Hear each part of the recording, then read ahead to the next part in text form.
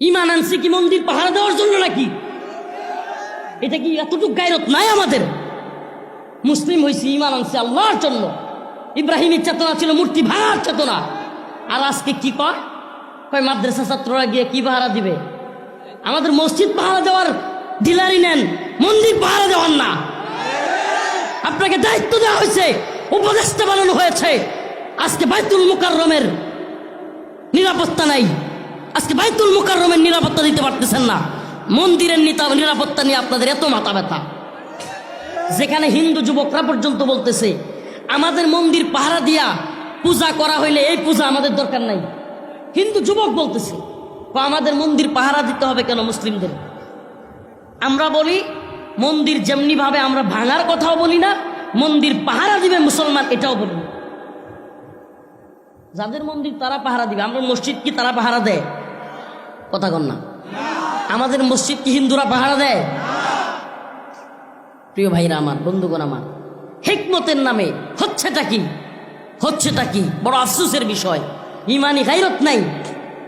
মাসআলা বুঝেন। মুফতিয়ানে কেরাম আছেন, যদি কোনো দেশে ইসলামী শরিয়া শাসন থাকে এবং সেই দেশে অন্যান্য ধর্মাবলম্বীরা জিজিয়া দেয়, জিজিয়া এই ট্যাক্স না, যারা মুসলমানও দেয়, হিন্দুও দেয়, বৌদ্ধও দেয়, খ্রিস্টানও দেয়, ট্যাক্স আর জিজিয়া এক জিনিস নয়।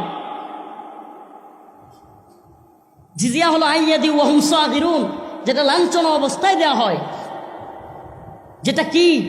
যে আমি মুসলমান হচ্ছি না এই জন্য তোমাদেরকে জিজিয়া দেই, নতজানু হয়ে থাকি। মুসলমানরা কি জিজিয়া দেয়? মুমিনরা জিজিয়া দিবে? তাহলে ট্যাক্স আর জিজিয়া কি এক হয়েছে? ট্যাক্স তো মুমিন মুসলমান সবাই মিলে দেয়, হিন্দু বৌদ্ধ খ্রিস্টান সবাই মিলে দেয়। আজকে আপনি মন্দির পাহারা দেওয়ার সবক দেন, আর এরা আমার দেশ ভাগ করার ষড়যন্ত্র করে। আপনি হিন্দুদের মন্দির পাহারা দেওয়ার কথা বলেন, আর আমরা দিচ্ছিও, অথচ এরা দেশ নিয়ে ষড়যন্ত্র করে। করে কি করে নাই? আওয়ামী লীগের হাসিনার দালালি করে। কথাগুলো ভালোভাবে বোঝার চেষ্টা করুন প্রিয় হাজিরিন। কষ্টে কথাগুলো বলতেছি। আজকে আমাদের একেবারে ক্লিয়ারলি বুঝতে হবে, আমরা এদেশে অস্থিতিশীল পরিস্থিতি চাই না, সুন্দর একটা পরিবেশ চাই, শান্তি প্রতিষ্ঠিত হোক সেটা চাই। কিন্তু শান্তি প্রতিষ্ঠিত হচ্ছে কোথায়? হচ্ছে কোথায়? একই সময়ে চট্টগ্রামে, পার্বত্য চট্টগ্রামে গুলাগুলি, মারামারি, বাঙালি এবং মুসলিমরা ওই অঞ্চলে থাকার পরিস্থিতি নাই। একই সময়ে বাইতুল মুকাররমে হাসিনার দালাল, হিন্দুত্ববাদের দালাল, কওমি জননী খেতাব দেওয়া রুহুল আমিন সাহেব এখানে আইসা বাইতুল মুকাররম মসজিদে একটা ফিতনা ছড়ায়। আবার ওইদিকে বিভিন্ন সংখ্যালঘু নাম দিয়া আন্দোলন শুরু করে দিছে চট্টগ্রামে। সবকিছু একই সূত্রে গাথা, সবকিছু একই সূত্রে গাথা। আবারও বাংলাদেশ নিয়ে ষড়যন্ত্র হচ্ছে, হতেছে, হচ্ছেই, হচ্ছে, চলতেছে। এই ষড়যন্ত্র বুঝতে হবে। প্রিয় উপস্থিতি, আমি যে আয়াতে কারিমা তিলাওয়াত করেছি এটা একটা দলের নাম। আল্লাহ পাক কিছু লোকের পরিচয় তুলে ধরতেছেন। وَمِنَ النَّاسِ مَن يَقُولُ آمَنَّا بِاللَّهِ وَبِالْيَوْمِ الْآخِرِ وَمَا هُمْ بِمُؤْمِنِينَ। আল্লাহ বলতেছেন যে মানুষের মধ্যে কিছু লোক এমন আছে যারা লোকদের সামনে আসলে মাই ইয়াকুলু আমান্না, বলে আমি তো ঈমান আনছি। কি আনছি? আমি ঈমানদার, আমি তাহাজ্জুদ পড়ি, আমি কোরআন তিলাওয়াত করি। মিলায়া দেখেন একটু। আল্লাহ বলতেছে 1500 বছর আগে, এখন মিলান। কি কয়? মানুষের সামনে কয় মাই ইয়াকুলু আমান্না, আমি ঈমান আনছি, তাহাজ্জুদ পড়ি, কোরআন তিলাওয়াত করি। কিন্তু হাকিকত কি? আলেমদেরকে আমি গ্রেফতারও করি, গুলি করে মানুষ মারি, ক্ষমতার জন্য যা মন চায় গুম খুন নির্যাতন সবই করি। করছে কি করে নাই? কত বড় নির্লজ্জ দেখেন। এখনো পর্যন্ত ইন্ডিয়াতে গিয়া পালায়া ফোন কলে বলে মানুষ মারা যাবে এই জন্য আমি চলে আসছি।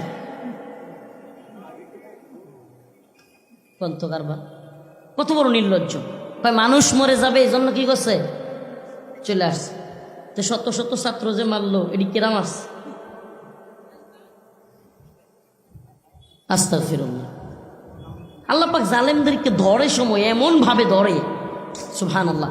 কেউ কল্পনা করতে পারছেন এভাবে ধরবে? কল্পনাও করতে পারছেন? কিন্তু আমার বিশ্বাস ছিল, আল্লাহ আমার বিশ্বাস ছিল, ফালা তাহসাবান্নাল্লাহা গাফিলান আম্মা ইয়ামালুয যালিমুন।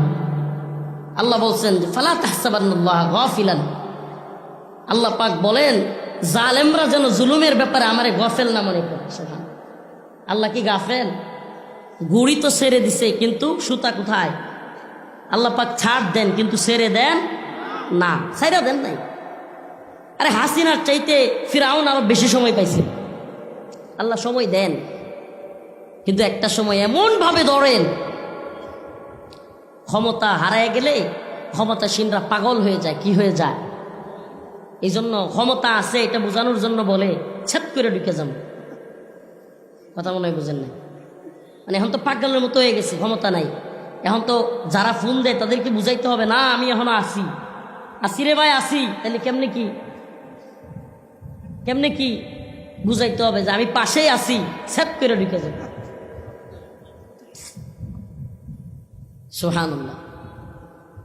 তো আল্লাহ বলতেছেন ওয়ামিনান নাস মান ইয়াকুলু আমান্না বিল্লাহ ওয়া বিল ইয়াউমিল আখির, যে এরা মানুষের সামনে বলবে আমি ঈমান আনি, আমি মুমিন, আমি তাহাজ্জুদ পড়ি, আমি আখিরাতের উপর ঈমান আনছি, আল্লাহর উপর ঈমান আনছি, কিন্তু বাস্তবে এরা নিজের ক্ষমতার জন্য হিন্দুত্ববাদীদেরকে প্রভু মানে।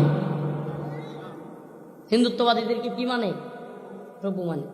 এদেরকে যখন বলা হয়, আল্লাহ বলতেছেন ওয়াইদা কিলা লাহুম লা তুফসিদু ফিল আরদ, তোমরা জমিনের মধ্যে ফাসাদ সৃষ্টি করো না, মারামারি করো না, জমিনের মধ্যে বিশৃঙ্খলা তৈরি করো না, তখন এরা কি কয় জানেন? ক্বালু ইন্নামা নাহনু মুসলিহুন। এরারে আল্লাহ কয়, যে বলা হয় তোমরা ফাসাদ সৃষ্টি করো না, বিশৃঙ্খলা সৃষ্টি করো না, তারা কয় আয় হায়, কয় কি? ইন্নামা নাহনু মুসলিহুন, আমরাই তো সবচাইতে বড় শান্তিকামী। মিলায় দেখেন, যখনই মানুষ তাদের অশান্তির বিরুদ্ধে কথা বলে, তারা লাঠি সুডা রড, তারপরে বড় বড় অস্ত্র পিস্তল হেলমেট নিয়ে রাস্তায় রাস্তায় ঘুরে আর কয় আমরা শান্তি সমাবেশ করি। কি সমাবেশ? আপনারা সব ভুলে গেছেন। হেলমেট পইরা রামদা রড বাঁশ পিস্তল এগুলো নিয়ে কি সমাবেশ করে? রড রামদা হেলমেট পিস্তল এগুলো নিয়ে কেউ শান্তি সমাবেশ করে? মানুষকে পিডায় মারা, এটা কি শান্তি সমাবেশ? ওই যে আল্লাহর কথা মিলান, ওয়াইদা কিলা লাহুম লা তুফসিদু ফিল আরদ, তোমরা জমিনে কি করো না? ফাসাদ সৃষ্টি করো না, বিশৃঙ্খলা করো না। এরা কয় ইন্নামা নাহনু মুসলিহুন, আমরাই তো সবচেয়ে বড় শান্তি সমাবেশকারী। আল্লাহ বলে আলা ইন্নাহুম হুমুল মুফসিদুনা ফিল আরদ, জেনে রাখো এরা শান্তি সমাবেশকারী নয়, বরং এরাই সবচেয়ে বড় ফাসাদ সৃষ্টিকারী। এখন কতগুলো তো পালাইছে, যেগুলো পালাইতে পারে নাই এরা দেখবেন গাপটি মেরে বসে আছে আর খালি গুজব ছড়া। কি করে? হেরাই আগে কইতো গুজব গুজব, এখন এরা হয়ে গেছে গুজবের মেশিন। এত গুজব ছড়াচ্ছে, দেশের মধ্যে একটা অস্থিতিশীল পরিস্থিতি তৈরি করার জন্য আবারও প্ল্যান করতেছে। আমাদের প্রবলেম কি জানেন? আমরা যারা গার্মেন্টস ওয়েটারে জব করি, চিন্তায় থাকি একটা ভাইরাল হুজুর আসবে, কিছুক্ষণ একটু দেখবো, তারপরে দুলে চাইলে খায়া নামাজের খবর নাই, ঘুমায় যাবো, সোয়ালে অফিসে যাবো। যে ব্যক্তি ব্যবসা করে চিন্তা করে আর দূর হুজুর আইসে একটু কয়েকটা কথা শুনি, শুনে তারপরে ব্যবসা কালকে তো খুলতে হবে, ঘুমায় যেতে হবে। মানে রাষ্ট্র রাজনীতি কি হচ্ছে, আগামী দিনে বিশ্ব পরিস্থিতি কি হচ্ছে, দেশের মুসলিমদের অবস্থা কি হবে, তার কোনো খেয়ালই তার নেই। এ এক আশ্চর্য জিনিস। আমরা এত অসচেতন, সচেতনতা আমাদের নাই। প্রিয় উপস্থিতি, প্রিয় হাজিরিন, একটু সচেতন হন, একটু সচেতন হন। হিন্দুত্ববাদী ভারত আমাদেরকে নিয়ে খুব প্ল্যান করতেছে এই ভূখণ্ডে একটা অস্থিতিশীল পরিস্থিতি তৈরি করা। শোনেন, আপনাদেরকে একটা রাজনৈতিক কথা বলে যাই।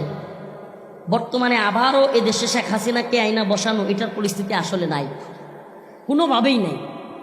এখানে শেখ হাসিনাকে বসাইতে হলে মায়ানমার এবং সিরিয়ার অবস্থা হবে। কথা বুঝছেন? আমি মনে হয় বুঝাইতে পারিনি। সিরিয়ার অবস্থা কি? সিরিয়ায় বাশার আল আসাদ আছে রাশিয়ার সশস্ত্র সমর্থনে, কিন্তু কিভাবে সেটা ওপেন গুলি করে করে একটা সশস্ত্র অবস্থান তৈরি করে। যদি এখন এখানে ভারত শেখ হাসিনাকে রাখতে চায় এমন কোনো প্ল্যান করে, বাংলাদেশ হয়ে যাবে মিয়ানমারের মতো সশস্ত্র যুদ্ধ শুরু হয়ে যাবে, আর এই নিরস্ত্র আন্দোলন থাকবে না। অতএব শেখ হাসিনা আসার বা থাকার কোনো সুযোগই নেই। এটা হলো রাজনৈতিক পরিস্থিতি। তাইলে কি হবে? এদেশে এখন যেটা হবে সেটা হলো একের পর এক এই সরকারকে বিপদে ফেলে পরিস্থিতি উত্তপ্ত করে পার্বত্য চট্টগ্রাম নিয়ে ষড়যন্ত্র তৈরি হবে। এই সরকারকে বিপদে ফেলার যত ধরনের প্ল্যান আছে সব করবে। বিভিন্ন ধরনের দাঙ্গা লাগায় দেওয়ার চেষ্টা হবে, ধর্মীয় দাঙ্গা চেষ্টা করা হবে। আসলে দিন শেষে আমার আপনার কথা, আমার আপনার পরবর্তী রাজনৈতিক বিশ্লেষণ সঠিক হইতে পারে, ভুল হইতে পারে, কিন্তু রসুলের নির্দেশনা ভুল হওয়ার সুযোগ নেই। সুবহানাল্লাহ। রসুল তো বলেই গিয়েছেন, ইসাবাতান মিন উম্মতি আহরাজাহুমাল্লাহু মিনান নার, ইসাবাতুন তাগজুল হিন্দা ওয়া ইসাবাতু মা ঈসা ইবনে মারইয়াম। গজওয়াতুল হিন্দ হবে, হিন্দুত্ববাদীদের সাথে মুসলিমদের একটা যুদ্ধ হবে। সুবহানাল্লাহি ওয়া বিহামদিহি। রসুল এটাও বলে গিয়েছেন, হিন্দুত্ববাদীদের সেই যুদ্ধে মুসলিমরা অনেক হতাহত হবে, মুসলিমরা অনেক বেশি আক্রান্ত হবে, কিন্তু দিন শেষে বিজয়ী হবে মুসলিমরা। সুবহানাল্লাহ। দিন শেষে বিজয়ী হবে কারা? পার্বত্য চট্টগ্রাম আমাদের। শাহজালাল মুজাররাদে আমিন যেখানে শুয়ে আছেন, এ ভূখণ্ড কাদের? শুনে না কথা, কাদের? আজকে আপনারা আমাদেরকে জজবাতি বলতে পারেন, আজকে আপনারা আমাদেরকে অতি উৎসাহী বলতে পারেন, আজকে আপনারা আমাদেরকে যা মন চায় তা বলতে পারেন, কিন্তু মনে রাখবেন, আল্লাহ কসম আল্লাহর, এ ভূখণ্ড নিয়ে ষড়যন্ত্র হলে সবার আগে হিন্দুত্ববাদীদের বিরুদ্ধে শাহাদাতের জন্য তৈরি হিসেবে পাবেন আমাদেরকে। সেদিন আপনারা আমাদেরকে বীর বলবেন, আল্লাহি কসম আল্লাহ, সেদিন আপনারা আমাদেরকে কি বলবেন? বীর বলবেন। আমরা চাই এজন্য ফেসবুকে হোক, ইউটিউবে হোক, অনলাইনে হোক, মাহফিলগুলিতে হোক, সব জায়গায় এই তন্ত্রমন্ত্রের কবর দেওয়ার কথা বলি। এই তন্ত্রমন্ত্র দিয়া দিন বিজয় হবে, কোরআন সুন্নাহ অনুযায়ী রাষ্ট্র ব্যবস্থা আসবে, এই বুটের মাধ্যমে আসবে না। লিখে রাখেন, লিখে রাখেন, এই বুটের মাধ্যমে পুরো পৃথিবীর 1 ইঞ্চি ভূমিতে ইসলাম কায়েম হয় নাই, আগামী দিনেও হবে না।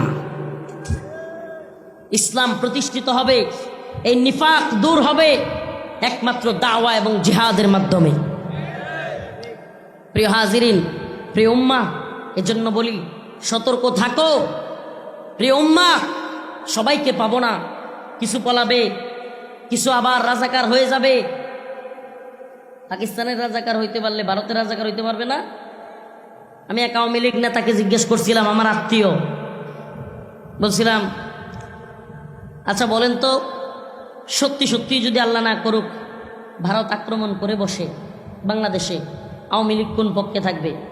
এই আল্লাহর বান্দা বলছি, একটু ঘুরায় পেছায় বলছি যে সাবধান, আওয়ামী লীগ করেন বলিয়া ভুলভাল বলিয়েন না, সত্য যেটা এটা বলিয়েন, পরিস্থিতি বুঝে বলিয়েন।